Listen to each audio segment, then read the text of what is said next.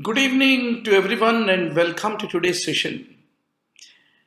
Yesterday we have discussed trigeminal nerve, almost 70 MCQs in the past 15 years of the All India dental entrance exam, postgraduate dental entrance. The questions we are now reviewing, the question bank of the basic sciences. There were also questions from the topic of arteries, followed by the trigeminal nerve, which is a most frequently asked topic.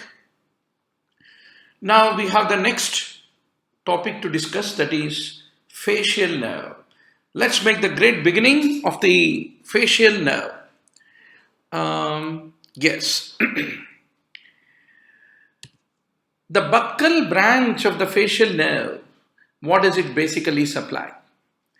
The buccal branch of the facial nerve supplies orbicularis oris and buccinator muscle is what you need to remember. So, how many branches do you know in the facial nerve? Facial nerve terminally divides into a temporal branch, zygomatic branch, buccal branch, marginal mandibular branch and a cervical branch into the neck is what you have to ultimately remember. So it is that buccal branch which is the one which supplies the muscles which are around the cheek and the above the mouth. They are the ones which are supplied by the buccal branch. What is the afferent and efferent of the corneal reflex is one of the favorite question of the examiner. So you should remember, doctor, you have a afferent. Afferent is the one which carries the sensation from the orbit, the eyeball, from the cornea. That would be the trigeminal nerve. The moment you touch anything on the cornea, the trigeminal is the one which carries it, and in turn the interneurons stimulate the facial nerve, and facial nerve is the one which makes the eyelid to get closed. So the efferent is the facial nerve, the afferent is the trigeminal nerve is what you need to remember. Now let us look into the same story more clearly. Good to see few of you joining the session. Today we started it a little bit early. Yeah. So doc, this is the Bowman's layer and this is the Decimet's membrane, and here from the cornea, the trigeminal's ophthalmic division, this is the one which carries the sensation all the way to the brain. Then you have a spinal trigeminal nucleus. From the spinal trigeminal nucleus, which is located in the pons, the information is passed on through the interneuron. The information is passed on from the trigeminal nucleus, spinal trigeminal nucleus. It is passed on to the facial nucleus, and the facial nucleus takes a curvilinear route around the abducens nucleus. This is a favorite question. This is called as the facial colliculus is the name which is being given to this.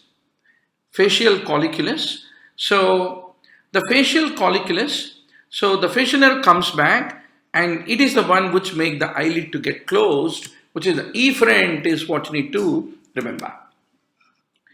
Another way to say the same, the facial nerve, that is the temporal branch of it, it is the one which is the efferent, whereas in the orbicularis oculi, that is the one which closes the eyelid, and you have the nasociliary branch of the ophthalmic division of the fifth cranial nerve.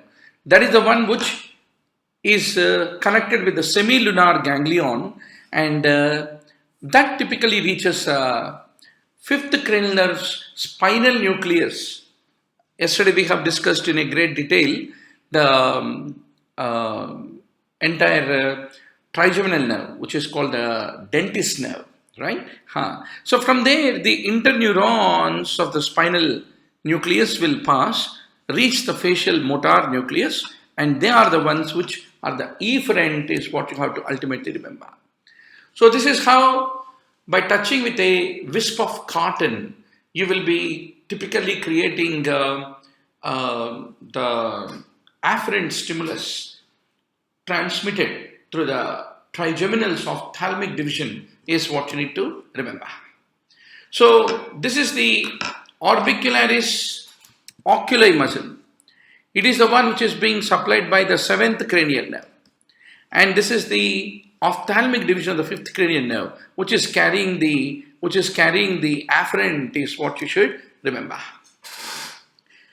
Now the patient who is having a facial injury in the stylomastoid foramen, what will he be showing? What will he be showing? Obviously, in the stylomastoid foramen, if there is any injury to the facial nerve, then all this temporal, mandibular, zygomatic, buccal, all these branches get affected. So that is the reason he shows the loss of the corneal reflex, because the facial is the efferent which is supplying the cornea, is what you have to ultimately remember. Good to see 5 online students. Can you please punch whether the voice is loud and clear, doctor? So today I have started the class a little early, right? So now the facial nerve nuclei, there is a main motor component. There is a visceromotor component which is called suprasalivatory nucleus. Where did you listen the word inferior salivatory nucleus? Glossopharyngeal nerve is associated with the inferior salivatory nucleus, and suprasalivatory nucleus is by the facial nerve. That's what you need to remember. Then there is a sensory nucleus which is common to 3 nerves. For 3 nerves, there is a common sensory nucleus which is located in the spinal cord. What is that, doctor? Nucleus tractus solitarius. What are the 3 nerves? Remember, N is 9th, glossopharyngeal. T, 10th is vagus. S is 7th. For all these 3 nerves, there is a common sensory nucleus which is called as nucleus tractus solitarius, is what you have to ultimately remember. Then there is a general sensory nucleus which is closely related to the upper part of the spinal nucleus of the trigeminal nerve. So these are the 4 nuclei, doctor, that the facial nerve is having, which you have to emphatically remember.